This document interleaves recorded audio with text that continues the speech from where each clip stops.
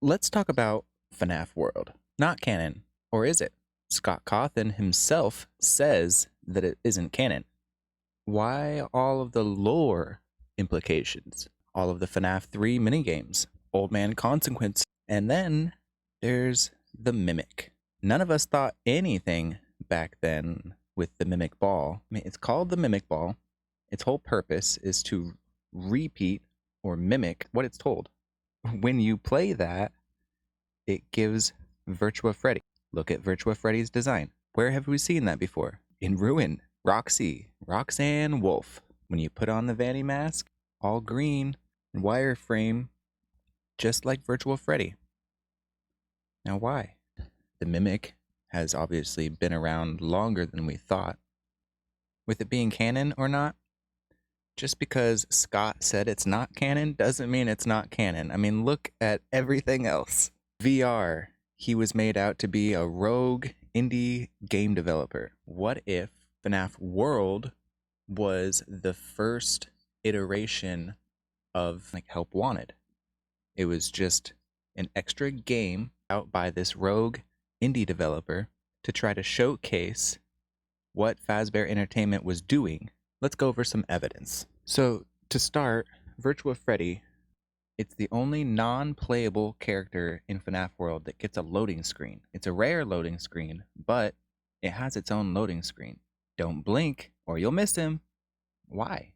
Why is Virtua Freddy so important that they get their own loading screen? The game opens with the lines, "Everything that happens out there has an effect here. Do you understand?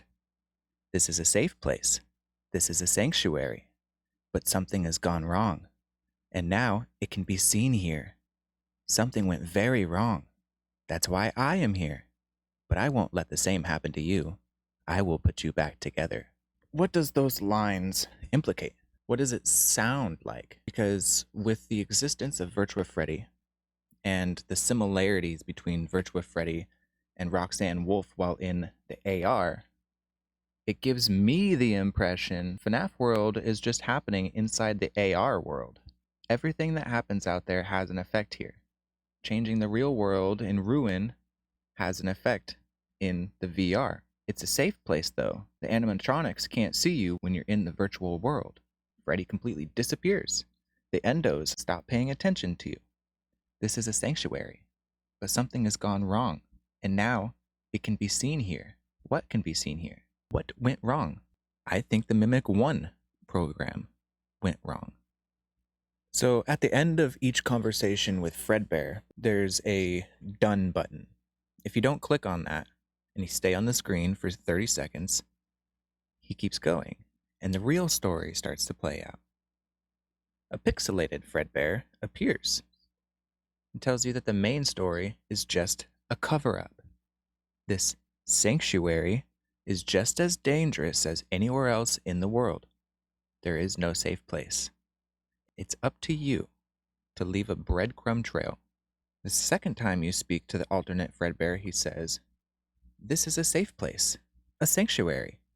The truth is, there is no safe place. You don't understand that. You were made for one thing. There is a task for you to complete. Before you follow this passage, go back, find the clock.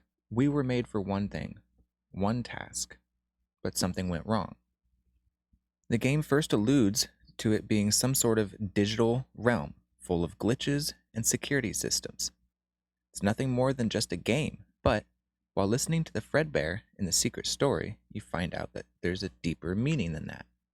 You use the fast tokens in Pizzeria Simulator to be able to talk to Candy Cadet. It is also in Ruin, as everyone has found. And he has one last story to tell, a story of a monster in the basement. Obviously, he's referring to the Mimic. Looking at the Mimic's design, he's all burnt, as if he survived a fire. Well, he did. He's been there since before Pizzeria Simulator. So a lot of this from FNAF World, I was reading through Twinfinite, just an online forum for people to write guides and stuff. This is FNAF World, Story and Secrets Explained.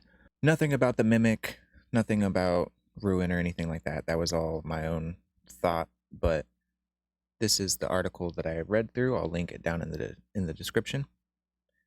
I want to hear you guys' thoughts. The similarities are there. They've already had the story of Scott being a rogue indie game developer that went against Fazbear. They tried to pin it all on him. Oh, these are just stories. So what makes you think they wouldn't do that again? Food for thought.